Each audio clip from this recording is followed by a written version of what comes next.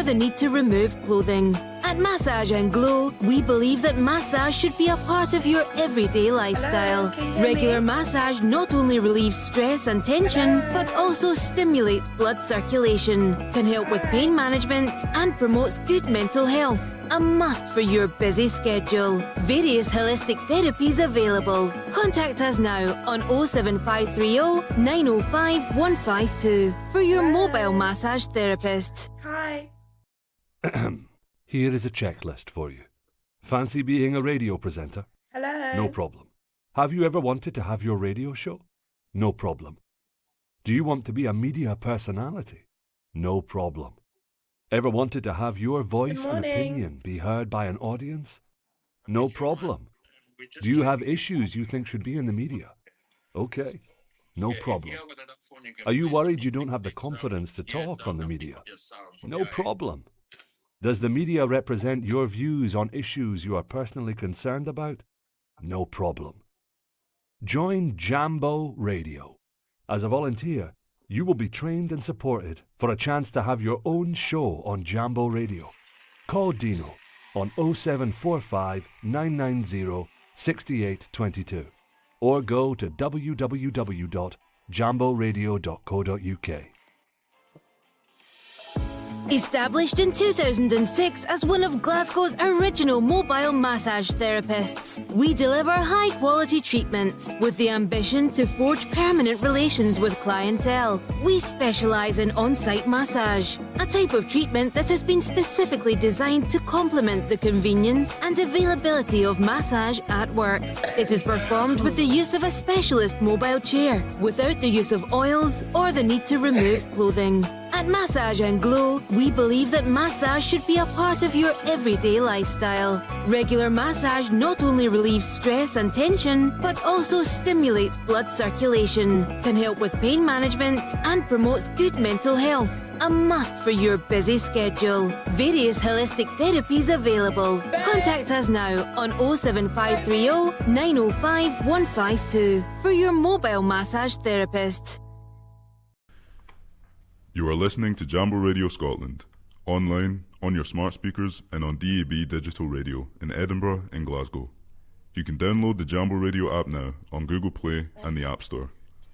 In the quiet moments of dawn, when the world is still, many of us find ourselves searching for something deeper, a connection, a purpose, a truth. Faith is a journey, unique to everyone. Faith is more than just belief, it's trust. Trust in the unseen, the unknown, the unknowable. It's the courage to surrender, to let go of certainty, and embrace the mystery of existence. We explore ourselves, our purpose, and our place in the universe in faith. It's a journey without end, but one that fills our lives with meaning, wonder, and love. What does faith mean to you? Now, it's time for Exploring Faith with Inonge. Good morning. You're listening to Exploring Faith here on Jambo Radio. I'm your host, Inonge Silike, and on this show we have conversations about how the Christian faith shapes everyday life with really interesting conversations and sometimes topics that we might not always hear from the pulpit in church. And we have a really exciting conversation today, a really important topic, one that is very close to my heart. We're going to be talking about abuse and in particular the vulnerabilities that immigration can bring to that. But before we do that, just a reminder of all the ways in which you can catch up or listen to this conversation and other amazing chats happening here on Jambo Radio. Remember, if you aren't already, to be following us on social media. On Facebook, we are Jambo Radio Scotland. On Twitter, or X, I should call it Twitter, we are Jambo Radio Scot. On Instagram, jamboradio.scotland, and LinkedIn, Jambo Radio Scotland. You can also send an email at info@jamboradio.co.uk if you have any ideas or any questions about the conversations that we have. And just apology as well. We started 15 minutes late due to some technical issues, but you can catch up later if there was somebody that you wanted to share this conversation with and they had to pop off somewhere else. This conversation will be live on YouTube and Facebook as well, so the link can be shared later on. So Like I said, our topic for today, abuse and the vulnerabilities of immigration. Our guest is Chioma Alade, and one of the reasons we brought her in is because of her work, her advocacy in relation to abuse. But instead of giving a big spiel, I will let her introduce herself and talk about her work. So, Chioma, welcome to Jambo Radio. Thank you so much for having me. The honor is all mine.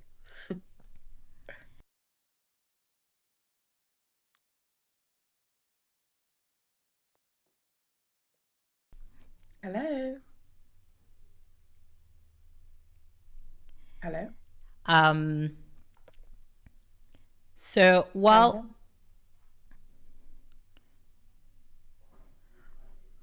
Can you hear me? okay, so we'll try again. Testing 1, 2, 3. Chioma, test. Hi. Let's try that again. Chioma, welcome to Jambo Radio. Thank you so much for having me. Can you hear me?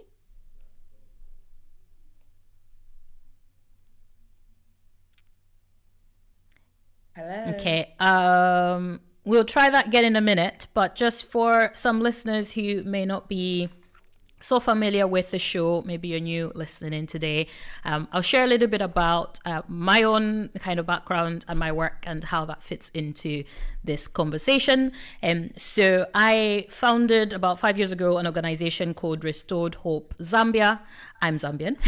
And that organization was set up to restore hope to survivors of abuse in the church in Zambia in particular, tackling both spiritual abuse and primarily sexual abuse as well. And the partner charity for that, Restored Hope Zambia UK, which primarily focuses on providing resources and funding to do that work. And some of that work involves not only providing support to survivors, but prevention of the abuse. So looking at power and church abuse dynamics and all the ways in which that is perpetuated, and then thinking about the church and how the church can be equipped to identify, prevent, and respond in trauma-informed ways to abuse. So that's the context of that work. That's obviously specifically focused on the church. Whilst this conversation, I think we want to kind of broaden that out and obviously try and make it a more kind of UK-based conversation as well for some of our listeners here in Scotland. Hello, And can you hear wider me? in the UK as well. So that's the kind of gist of it. And we are defining abuse quite widely. I talked there a little bit about Restored Hope Zambia and that being focused on sexual abuse, that being focused on abuse by people in positions of power, primarily church leaders. But in today's conversation, we want to broaden that out and think about abuse in kind of homes, Hello. domestic abuse, and as well as thinking a little bit about, just kind of the broader spectrum there, and Hello. how immigration, or rather immigration status, fits into that. So that's a little bit Hello. of an intro. We're gonna test the technical side of things again. How are we doing? Hello, can you hear me? Can you hear me? Okay, but then where am I going to listen to the conversation from?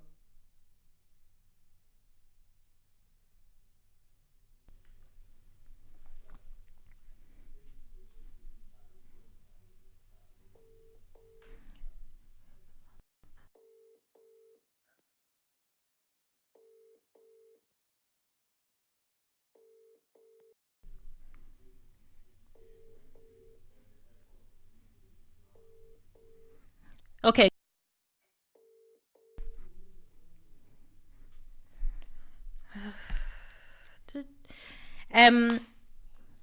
Apologies. Just 1 minute.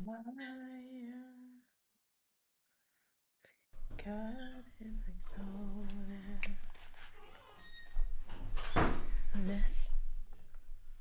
She's trying to call you actually. It's a bit of an audio problem, so we cannot fix that now.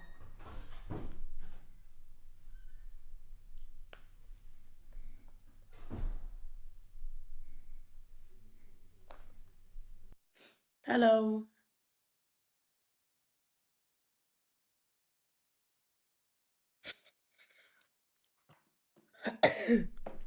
Hello, Chioma. Good Sorry. morning. Can you hear Um, me? Can you hear me? Hello. Hi. yes, I can hear you. Oh, yes. Wonderful.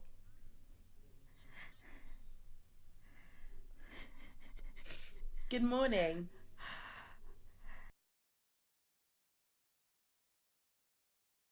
Hello. Okay. Hello. We'll continue the conversation. Chioma, just do a little introduction. We're a little bit behind schedule, and apologies as well for the technical issues. Just tell us a bit about who you are, your work, and what has led you to that. Thank you. Good morning. It's okay. Technical issues happen to the best of us. That's what happens when we rely on tech. My name is Chioma Alade. I'm the founder of By 14. And we run a charity basically that helps survivors of abuse that is enabled through culture or religion. And we also work with a lot of clients that have neurodivergent diagnoses as well.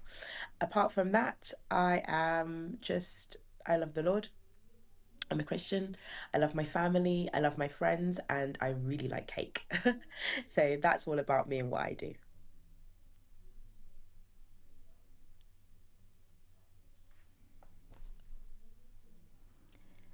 Thank you so much. I apologies for some reason. When you speak, you're about 10 seconds behind.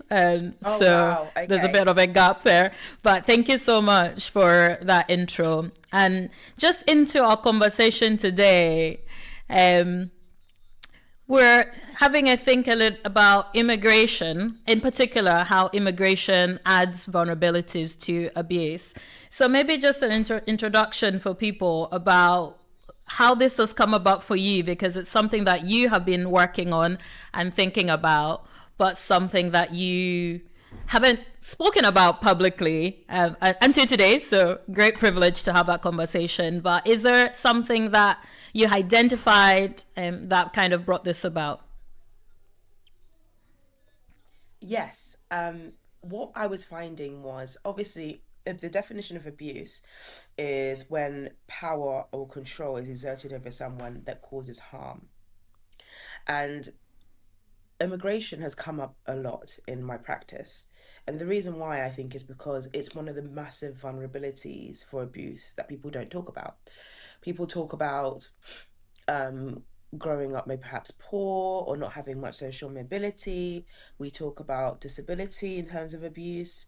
We talk about children. We talk about power dynamics between adults and children. We talk about power dynamics in the workplace. But we don't often talk about immigration.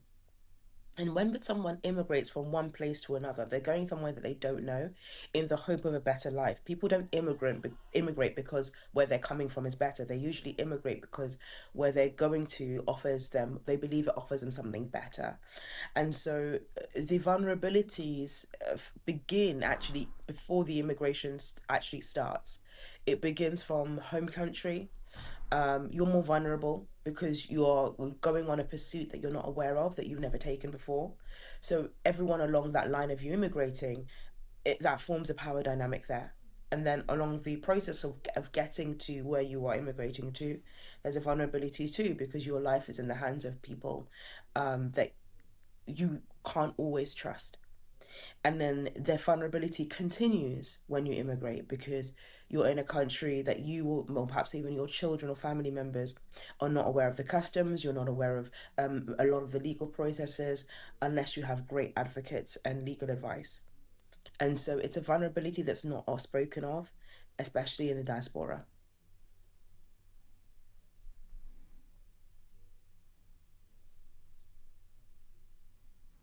Thank you so much. That's really helpful. And I love the point that you brought out about it actually starts early, even before the move happens. And that's one of the things that perhaps organizations working with migrant communities, I think this is a conversation that would probably kind of benefit them.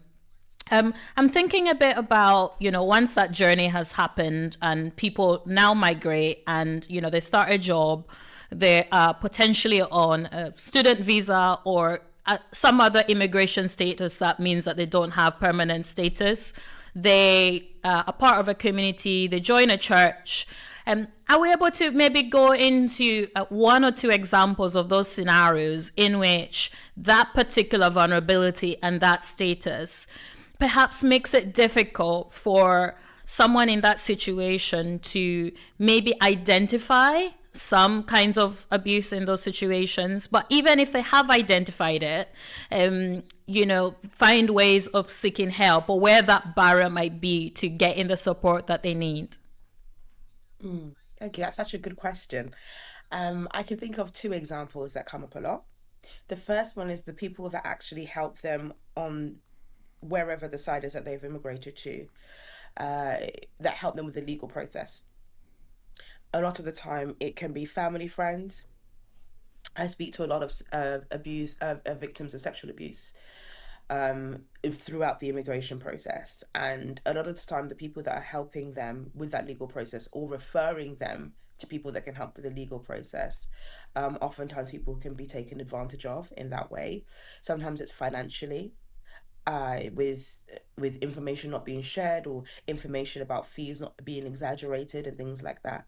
And then you have also the secondary areas of abuse where people go into communities that should help them. And sometimes that is with NGOs. Sometimes that is even in religious arenas, the local mosque or the church, and they end up being abused there. And one of the other problems with immigration too is that it's a vulnerability that everyone's aware of. When you have moved to a new place and you're not from that place, everybody knows. And so that vulnerability is immediately exposed.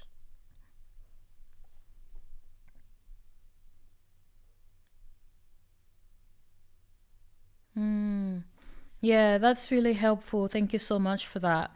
I wanted to zone into that second area that you mentioned, the secondary way in which that abuse can be perpetuated, or the environment that kind of creates that. And that was where people actually get to a community and abuse happens to the very people that they're seeking for help.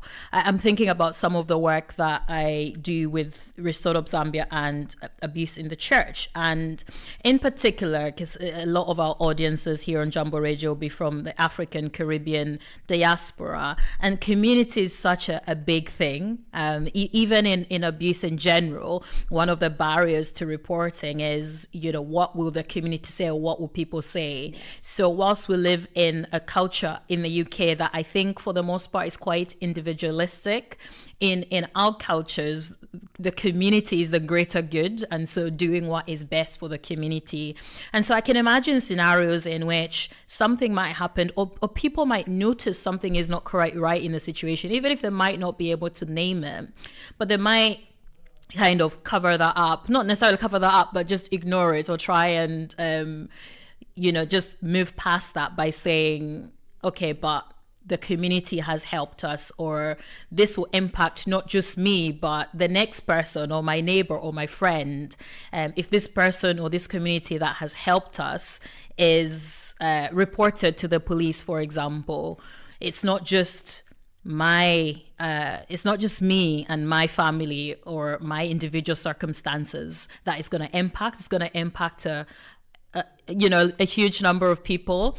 And so in one sense, community in and of itself is not a bad thing, but actually I'm wondering if there's ways in which how we think about community can kind of lead to some of those outcomes. So it's quite a tricky one to navigate, because what I don't want to say is, no, community is bad, because actually we see the impact of people who don't have communities around them and how that affects other outcomes in terms of mental health and support and just, how they feel about themselves and about life. So I wonder if you have any thoughts around how then do you navigate those tensions and how we view community and how we can bring accountability to those conversations about what we say community is and what we say community is for? Thank you. So by definition, the abuse causes harm. And it's really challenging to discuss abuse when it feels like it comes from people that look like us or people that were supposed to help us. And the first thing that I want to say is that first, whatever has happened to you, if something has happened to you that has wounded you deeply, it's not your fault. I want us to first say that, because a lot of the time when I speak with immigrants, they blame themselves. Sometimes they've been trafficked. They've been lied to about the circumstances by which they've come into the country. They thought they were coming for something great, and it ends up, on being under false pretenses, and they end up in a worse situation than what they were leaving from. Sometimes it's a tricked into marriage. It's a forced marriage or a coerced marriage. Sometimes it's a work situation that they weren't expecting. And I just want to let anyone that could be affected know that it's not their fault. Second thing I want to say is that oftentimes in the process of desperately wanting to protect our communities, of course there is a secondary impact, because people think if I report to the police, then that means that other people that are innocent could be affected, or other people will not get immigration status and things like that. I want everyone to know that across the UK, across Northern Ireland, across Scotland, across Wales, across England, there are actually a lot of legal things put in place to protect people that have survived abuse that are applying. I know that in England we have the migrant domestic abuse kind of a situation. It's a legal standing that protects people that have survived abuse that are applying for status. So one of the things that a lot of unfortunate people and predators in communities, especially in migrant communities, say is, if you report or if you say anything, you will not get your stay, your family will not get your stay in this country, and that everybody will be deported. And oftentimes a lot of people are completely unaware that there are actually things that have been put in place to protect people. So coming forward if something has happened is so important. And you really need to be more focused on getting yourself to safety. If you're in an environment that is unsafe, always under false pretenses, you can't, there's an old saying that if you're on a plane, you have to put your own oxygen mask on before you can help somebody else. And it's really important that you help someone else, you help yourself first, because then when you help yourself, you can protect your community. And remember that predators and people that harm, they never just abuse one person.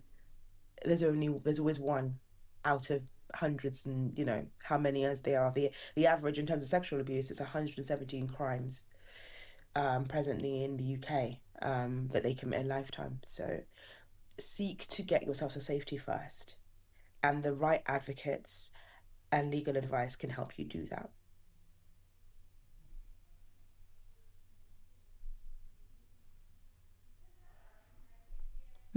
Thank you. That's really helpful. And I think just that knowledge and information, because sometimes there is that knowledge gap, and people being aware of help available and ways in which they can get support, I think is really helpful there. So thanks so much, Chioma. I wanted to follow up on some of those examples in relation to what we've said, or we said we were going to define abuse as. So we're thinking about abuse in the home, abuse in kind of institutional settings, but also modern slavery, and some of the ways in which that overlaps. I wanted to ask for just maybe one or two examples. You've mentioned some of the ways in which the law protects survivors of abuse when that is reported. Just for some of our listeners who might be in that situation, are there any other organizations or places to find that information that somebody listening to this can maybe go back and research or look into it afterwards? I think what we'll do is also add these into the program notes earlier. I think we'll need to do a bit of editing anyway for this conversation, but could you just give a couple of examples of what those provisions are, and where people can find out more? Definitely. The one thing I will say is that when it comes to Scotland, Northern Ireland, Wales, is that a lot of it is very regional. So I'll definitely reach out to you and send you some of the links there, because we probably don't have time for me to go through absolutely all of them. But what I will say is the kind of help that you can get when you reach out to them is, number one, advocacy. There's a saying that I absolutely love, and that comes from ancient text, which is that people perish for lack of knowledge. And so one of the most important things you want to do is you want to get yourself an advocate who knows the system, and who knows the system legally, in terms of social care as well. Unfortunately, we have had many cases where we have had children removed from migrant families, especially in the Afro-Caribbean and like Asian communities, because things were not reported in time. And so what the system of this side of the world will always do is protect children and ask questions later. And it often means that victims then have the secondary trauma of losing their children. So getting an advocate is so important. I would also say that an advocate will most likely tell you that it is in your best interest if something has occurred to report to the police. And that usually terrifies people. And especially, there are so many historic reasons why, immigrants and people that are coming over just have distrust for the police. I completely understand it. But in situations where we are being harmed, the police can often be our friend and can help us, especially in terms of safeguarding immigration status and rights, while investigations are ongoing. So these are all things that local bodies and like NGOs, charities, CICs can help you with.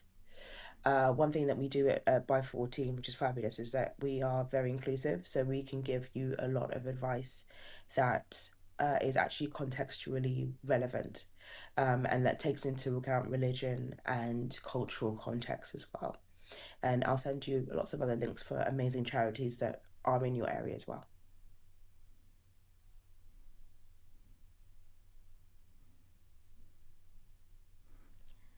Amazing. Thank you so much. That is really helpful. And just that, the importance of that advocacy. I think sometimes when you're in those situations, it just really helps to have somebody who's right there beside you, who knows their stuff. And sometimes who has the energy to kind of advocate for you, because when you're in that vulnerability, the trauma and the heaviness of the things that you're going to, sometimes it's just like, a lot of people just go, I don't have the energy for this. The journey of having to advocate for themselves and report and go through that process just feels so overwhelming. So it's really helpful to know that it doesn't have to be that way. You don't have to do it on your own. Mm-hmm. And there are people who pour their heart into this work. People like yourselves, and I know so many other organizations that do that. So I'll share those links, like you say, like Chioma said, in the show notes for this conversation. We're gonna take a breather. A lot of what we're talking about is really heavy, so if you do need to take a moment just to go away, go on a walk, come back and listen to this later, that's fine as well.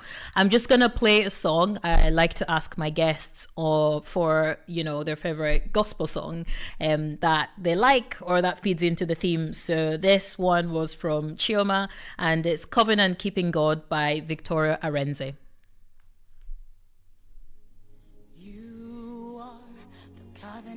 Keeping God, you are the covenant keeping God.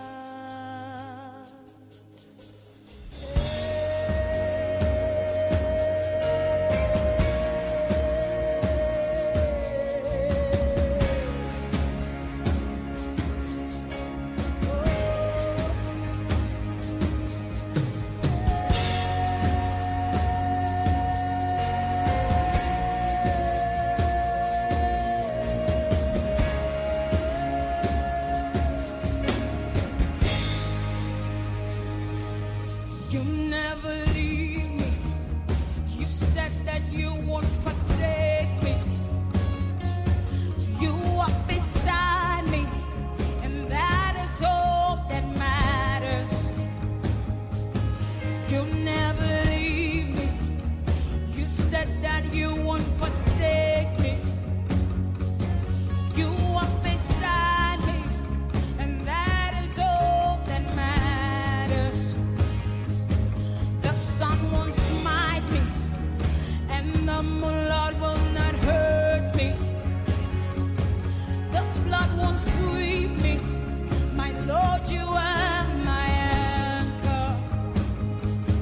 The sun won't smite me, and the Lord will not hurt me.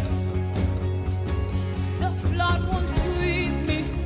My Lord, you are my anchor. You are covenant's keeping God. You are covenant's keeping God. Yahweh, the covenant's keeping God. Yahweh, the covenant's keeping God.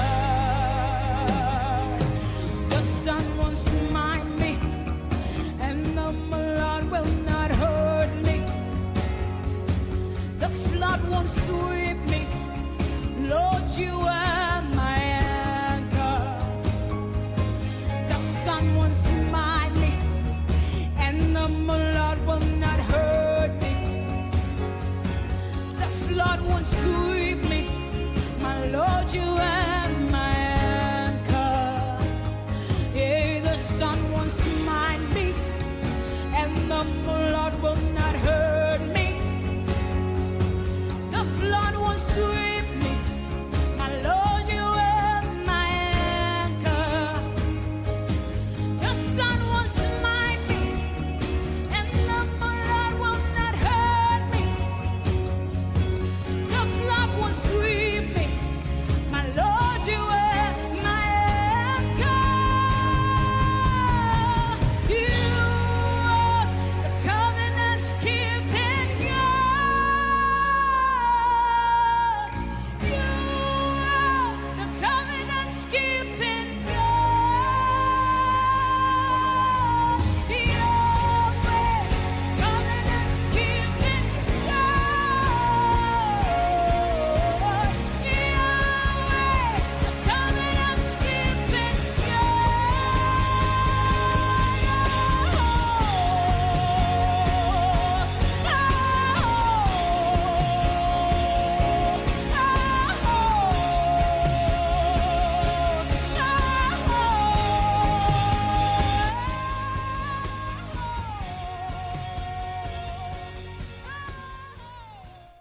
Hello, welcome back to Exploring Faith here on Jambo Radio. We're having a conversation about abuse and the vulnerabilities that immigration can bring into those contexts with my guest, Chioma Alade. If you missed the first part of our conversation, we were just kind of diving into what some of those situations might look like and some examples, and we'll share some resources off the back of that as well. For this part of the conversation, I wanted to zoom in more on kind of the broader structural aspects of things. So thinking about institutions, thinking about workplaces, thinking about churches and just wider communities.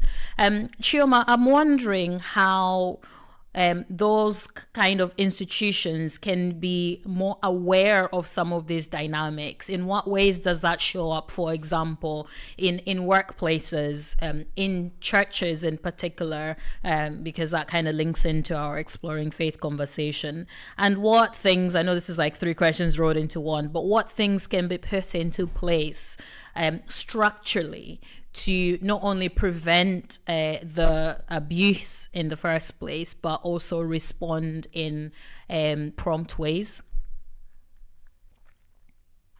Thank you. That actually divulges two ways, really. The first way is that we need to put in safeguards within the church that make sure that we are checking people, that our volunteers and staff members are fully vetted. And we have across the UK and neighbouring regions, including Scotland, there are ways to double check criminal status. But one thing I will always say to people is that only convictions are ever put on these things. So if people have multiple allegations, they will not be lodged, and someone might not be on any kind of sex offenders list. even for trafficking or other crimes.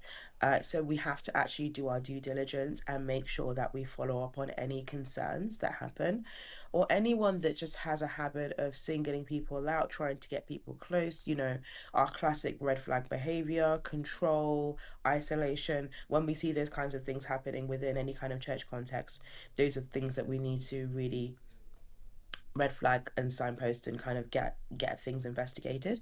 The other thing I will say as well, if I'm thinking about more church member approach, we have to also be careful and remember that a lot of people who seek to take advantage of people will use the church as a means of doing so. And so we have to be careful, not just about the church communities that we join, but also take into account concern when someone tries to exert over us more control than is actually really normal or should be necessary.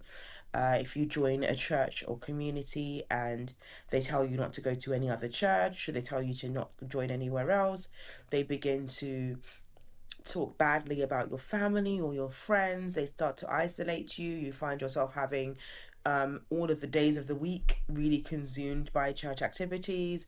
You're being pressured to give. You're being pressured to give more than you can afford, or being told how much to give. These are all concerns that it's not a healthy church environment. And unfortunately, unhealthy church leaders, predators, spiritual abusers do take advantage of people who have immigrated to the country because they are desperate for answers. They are desperate for their status to be realized within the country, and all of those things, and the responsibility of keeping even children safe in a country that they're not familiar with creates a vulnerability.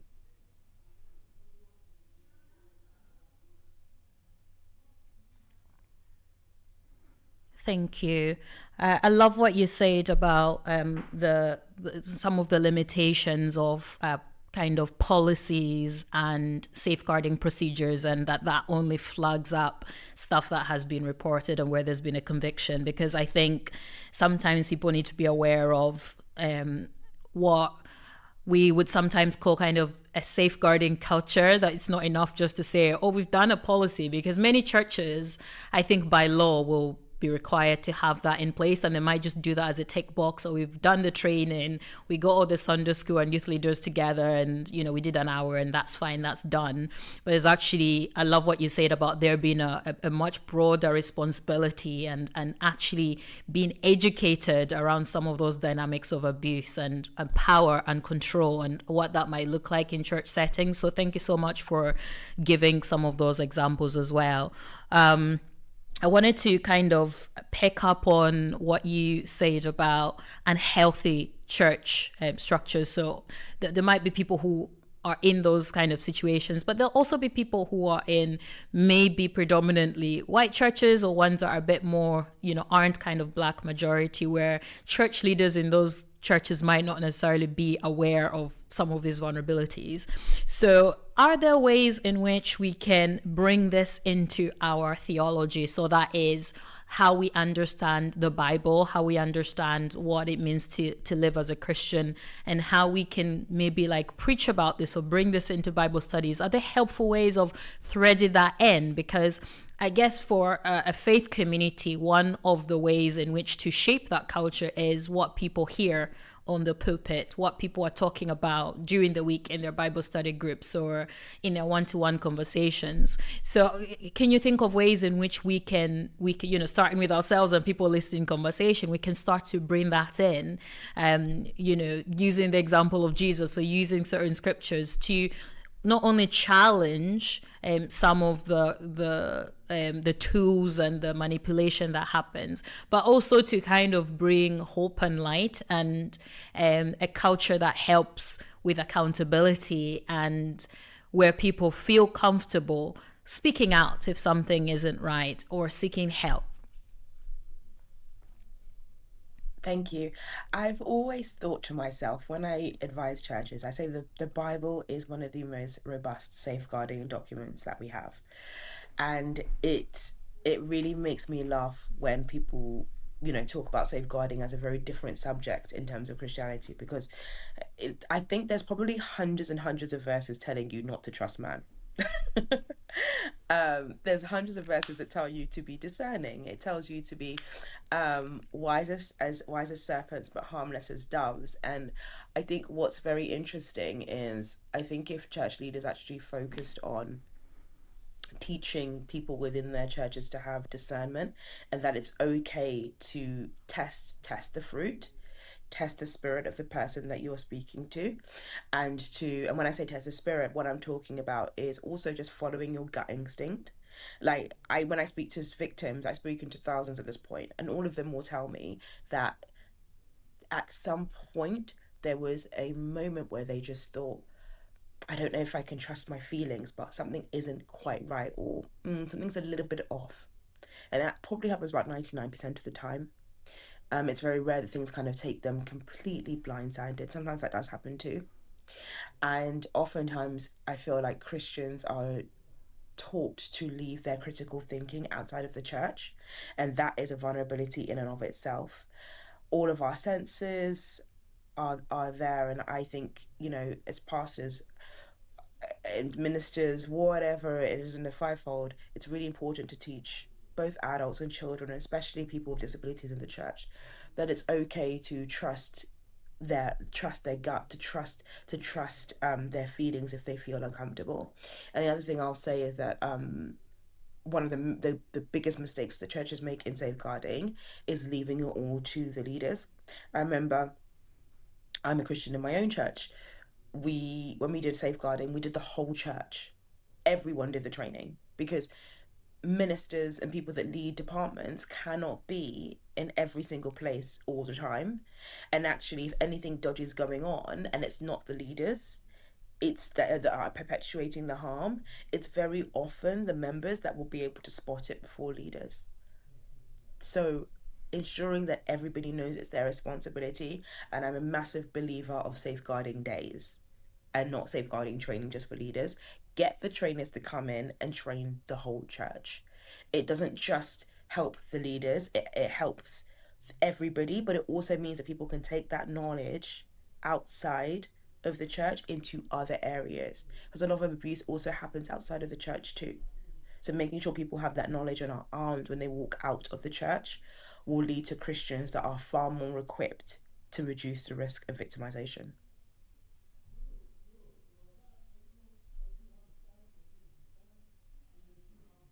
Yeah, that's really helpful. I love that idea actually of safeguarding training being for everyone, and not just church leaders, because the legal responsibility for safeguarding, of course, is on church leaders and people in positions of power and trustees, etc. But actually, the moral duty, as it were, or safeguarding only really works when everyone is trained and everybody's equipped and everyone is able to kind of spot some of these signs. So I am going to start advocating for that when we're doing safeguarding training. Let's do a safeguarding day or days and spread across and let's make sure everybody understands.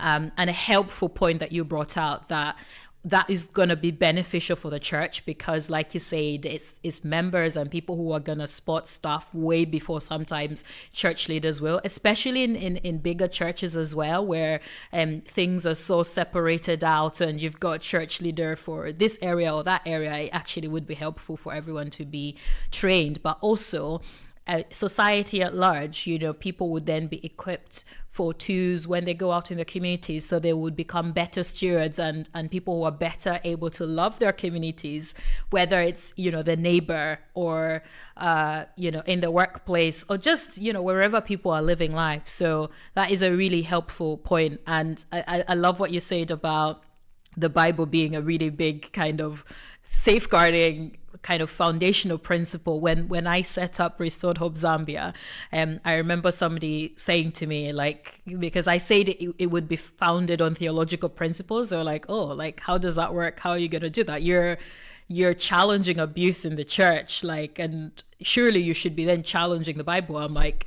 well, actually the Bible has so much to say about protecting the vulnerable and justice and all these things. And so we're using the Bible to challenge the misuse of the Bible and spiritual authority, and people who are using something like the church as a tool to perpetuate harm. So that's a really kind of helpful point, and one that our listeners, I think, we can be challenged to take away back to our churches and communities and say, hey, like, let's think about this so that we together as a collective, as a community, since community is a big thing, especially in our churches, so that we as a community are better equipped to look out for each other, serve one another, and that becomes a way in which we love our neighbor. And on the discernment, interesting point that you said about the cases that you work on, and 99% of time people's instinct being right, and ways in which God has made us to worship and to, we're mind, body, soul, we think and we feel things. And sometimes in faith communities, it's, distrust your feelings and just walk by faith, and it's like, oh, that's not what Jesus meant, or that's not what I said. Jesus showed his emotions. You kind of see those demonstrated, and I can relate to that as well, Chioma, in terms of some of the cases we've done with Restored Hope Zambia, and even actually some of what prompted me to start the organization, with one particular case that, as I was kind of supporting and in time of advocacy from a legal point of view, gathering that evidence and realizing, as I was speaking to people, every single person was saying, yeah, I was really uncomfortable about it, but I couldn't put my finger on it. And women especially are told, to kind of, or trained, especially in that culture, to just ignore that. This is a man of God, or this is somebody that's respectful. And so that instinct, I think that is God-given. And people with additional vulnerabilities, I think, kind of sense that a little bit more, and so they're more in tune to that. And so that training of discernment being not just kind of spiritually and watching out for false teaching and people who are teaching things that are not particularly helpful, but kind of saying to people, you know what, like, sometimes you might not have the full picture, you might not be able to say why something doesn't quite feel right, but your body will tell you, your mind will be like, I'm not quite sure about that. And we need to be kind of, that discernment is kind of trusting that a little bit more and following that through and interrogating, okay, why do I feel uncomfortable about this? What is it about this? Because that then, I think, can kind of lead to somewhere, and being okay with those boundaries. Like, even if we can't explain it, putting those boundaries is really helpful, isn't it? I wanted to kind of come back to some of the topics that we said we were going to tackle. We've maybe not touched on it as much, which is modern slavery.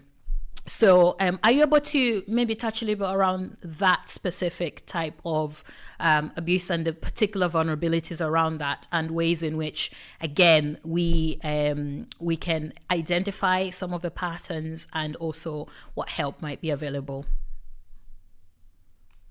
Sure. I love talking about modern slavery, not because I love the topic, but because it's so often misunderstood. And modern slavery often looks like work. And that's why it often goes undetected for so long. So the way I would define modern slavery is, it's quite literally slavery, but it doesn't look that way. It looks like abuse, which, as we know the definition of, is bringing harm to someone through power and control. And modern slavery takes on the position of sometimes within in-laws and families. In immigration, people are, misled into marriages. They are misled into working situations that they didn't understand or know the particulars of. It can sometimes look like people working within the church. Apologies for my clock tower. It can look like people working within the church and not being paid correctly, or being misled about how much they're going to get paid or how much work is actually entailed. So it can take on a lot of different characters. But I think the most important thing for you to know is that modern slavery never appears like slavery. It always appears like work, or a relationship, or a partnership, or an agreement, and then it always, always, always breaks the terms of that agreement.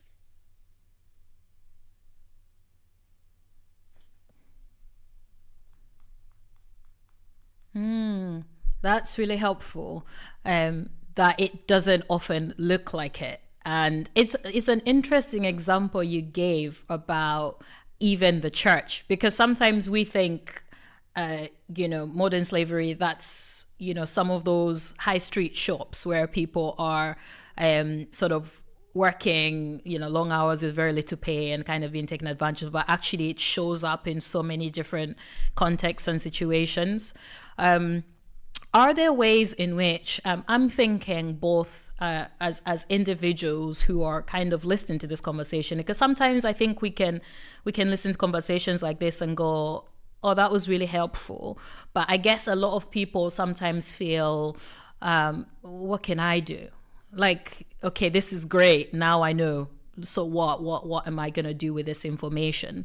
So for people who are listening to this and are moved by this, because I think this is something that, as a Christian who cares about justice, I fully believe that God cares about justice even more than I do, and that we ought to be people that reflect God's character, and therefore we ought to be people of justice. So on an individual level, and I know that we've just scratched the surface with this conversation, but on an individual level, what is it that we can do, to kind of raise more awareness about this, start to have more conversations, and in a situation where you sense something is not quite right, and you see a situation that is potentially abuse or modern slavery, like what do we do next? So we'll start with that, and then once we've maybe had that conversation, Chioma, we can then think about the institutional side of things. But I really want to zone in on the individual, because I think sometimes when we talk in kind of institutions,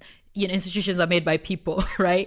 So I think I would love for us to be challenged about where we are now. Anybody listening to this, anybody who listens to this in the future, what do I do with this information? Where do I learn more, and what next? Thank you so much. The first thing I will say, and I want to remind everyone, is just how much power we carry. We all carry so much power. A lot of the time, sadly, we have unrealized power, and we don't realize how much we can change things.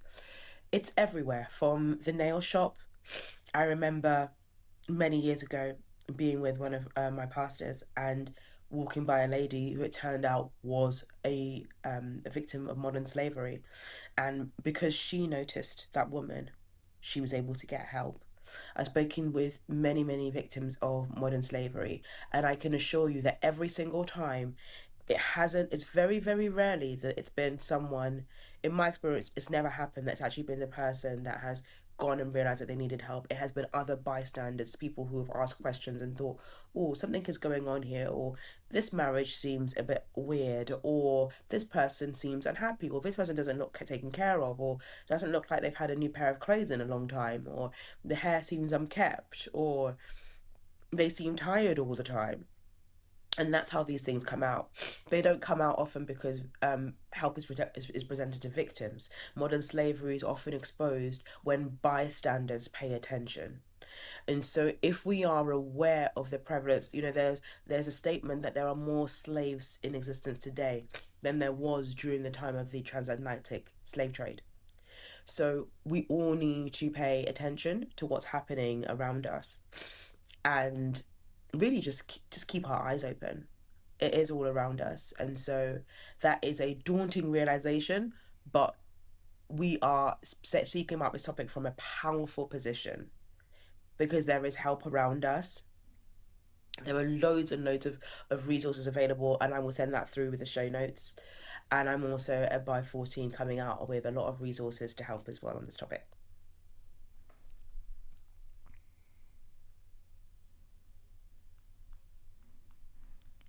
Thank you. That's really helpful. I fully agree with that point about how much power we have and don't realize we have very often, because we always think of people in positions of of power as the only people having power, but actually by being educated, aware, observant, and willing to step up and step in. Not necessarily going all gung-ho. I don't think we're advocating for unwise actions, because that can sometimes lead to more harm. But actually, there are organizations that are specifically set up to and trained to do this work well. But it's often the bystanders who kind of will then engage those organizations. So yeah, that's really helpful, and I think a helpful challenge. The nail shop is a good example. You might just be going and getting your nails done and kind of observing certain situations or things that don't quite add up. Before we move on to the institutional side of things, I wanted to, I think we've kind of touched on it, in the home and kind of marriage side of abuse. I know we're scratching the surface, but are you able to maybe share one or two dynamics within that particular context? Because I think that's the one we haven't maybe touched on as much. And yeah, again, with that, ways in which the immigration side of things shows up. Thank you. It's actually one I'm very passionate about. So a lot of the time when abuse happens, and I just want to reiterate, because I know that we are in a situation politically where there is a lot of negativity around immigration. And I just want to put a disclaimer out here that, and this is partly me, that first of all, the reason why there is this call for immigrants is because immigrants bring so much to the West. I remember being in an ambulance, in an A&E, and just hearing all the names that were coming out. So if anybody is listening to this and is thinking the solution to all of this is not to endorse immigration, I want to just remind us of the fact that abuse happens in every single community. It happens white, black, Asian, Afro-Caribbean. It's happening all across the globe, and it happens in every single community. And there is the only reason why we're honing in on this topic is because it's more people that are immigrating are more vulnerable, not because it happens more amongst immigrants. And back to your question, in terms of marriage, the dynamic becomes more challenging when one person has the immigration status and the other person doesn't have immigration status or indefinite leave to remain.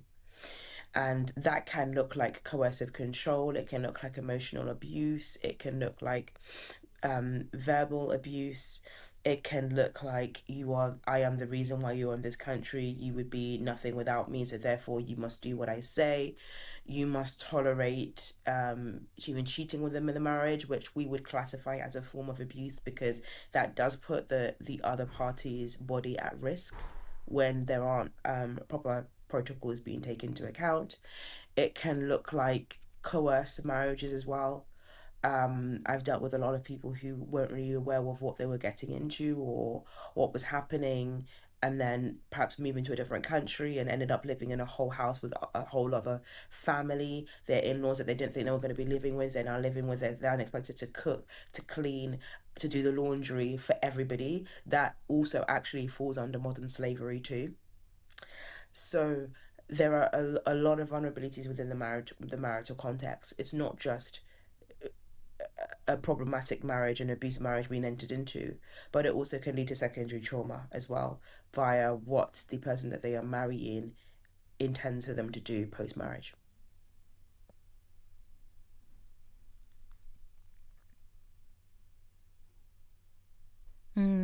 Thank you so much. That's really helpful. And I think what we've seen through this conversation is how all these areas often overlap. So, modern slavery overlapping with abuse and in those ways that you've kind of identified. Just a final question around this. I wanted to touch on kind of organizations maybe. One of the things I remember speaking to someone who had founded an organization that supported people from African backgrounds in particular who had survivors of child sexual abuse and had trauma from that. And their background was actually they had worked for a national organization that, did this work. And they had noticed that there was a gap and there were ways in which, as brilliant as that organization was, or very specific needs from people from those backgrounds that were not being addressed. And so she was finding that people would disengage with those services at some point. They might go there for initial help, but disengage because they just felt, you know what, like they just don't get it. So my final question is just around, maybe picking up on some of those gaps, Chioma. Is there ways in which, some broader organizations who are doing incredible work supporting women, children, vulnerable groups in abuse prevention, in providing that support, any particular ways in which they can kind of maybe plug some of those gaps? First of all, I'm making an assumption. Do you see some of those gaps?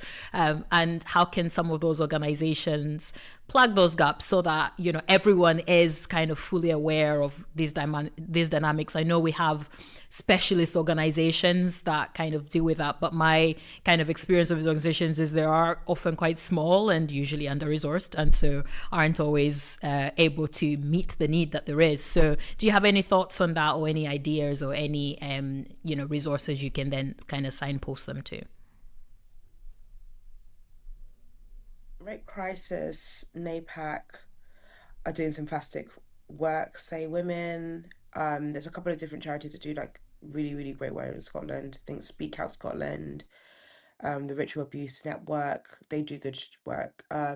Scottish Women's Aid, they do fantastic work too. Some of the gaps I feel that I come in contact with a lot of the time is that they often don't understand sometimes the cultures. The cultural context is so important, and if you don't understand someone's culture, you won't understand perhaps the vulnerabilities that led them to the abuse, or even the reasons why speaking up can be more challenging. Or often in times as well, in terms of religion, that not understanding how the religious frameworks can sometimes enable abuse and also make it more difficult for people to speak up. I would say where you can't find a charity that is culture specific, I would say perhaps ask to speak to someone who is of the same culture as you within the charity. That will do two things. One, they'll get you someone that is actually able to speak to your context and understand you, or two, it will make the charity realize that they need to be a lot more diverse.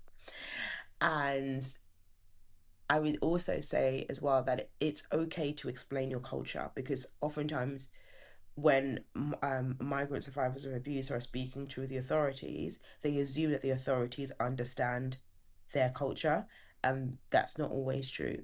So you need hopefully, if I am speaking to someone that's been affected on this call, you speak to the police, or you speak to whichever charity that you speak to, make sure that you explain your culture and how that has impacted all of this. In an ideal world, we call them clients, but victims shouldn't have to explain all of these things. They shouldn't have to educate the people that should be helping them. I just want to make that clear. But until things change, it is in your best interest to explain these complications to them so they're able to give you the help that you deserve.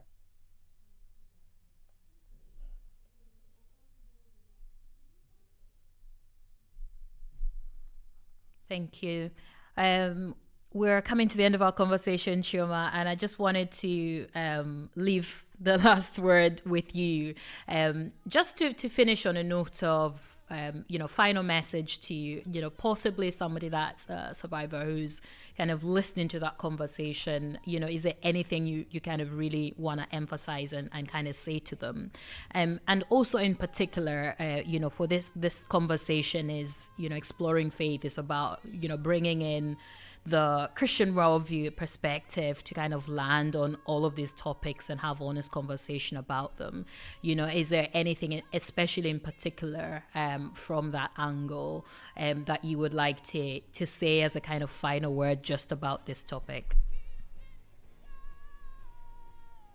First of all, thank you for having me on, and also thank you for the amazing work that you do with your own organisation and have done previously as well.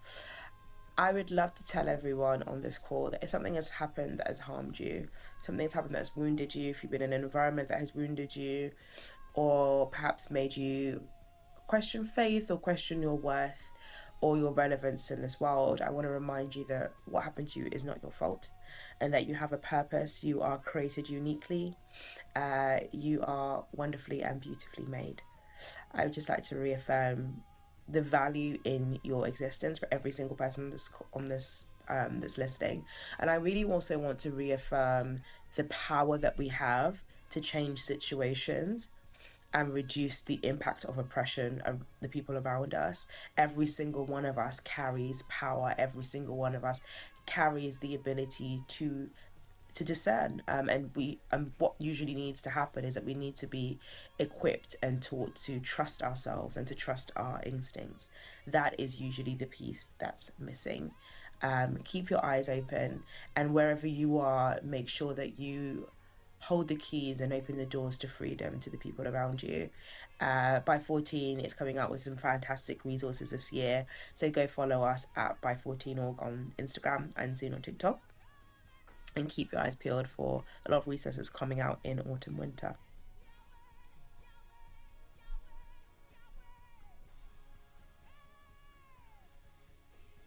Chioma, thank you so much. You have been phenomenal. I wish this conversation could continue because there's so much more to unpack. But we have run out of time. Please do check out Chioma on, this is how I found her, by the way. Somebody said, Inonge, you need to speak to this person. And I'm so glad I did, because I think this is just the start of this conversation. So do follow By14 and Chioma on Instagram, on all socials. Let's keep the conversation going. We're gonna wrap up today, and I'm gonna play an old school song. This is quite the throwback to finish us off. We are back in a fortnight where we're gonna be having a conversation about career changes, failure, and all things transitions. But I'm gonna leave you with this throwback. It is "I Will Run to You" by Alvin Slaughter. Bye.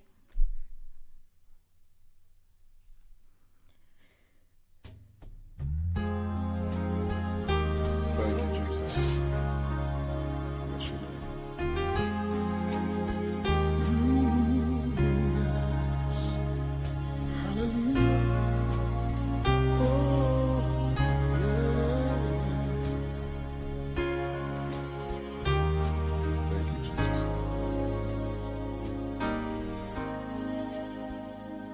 Your eyes on the sparrow, and your hand, it comforts me.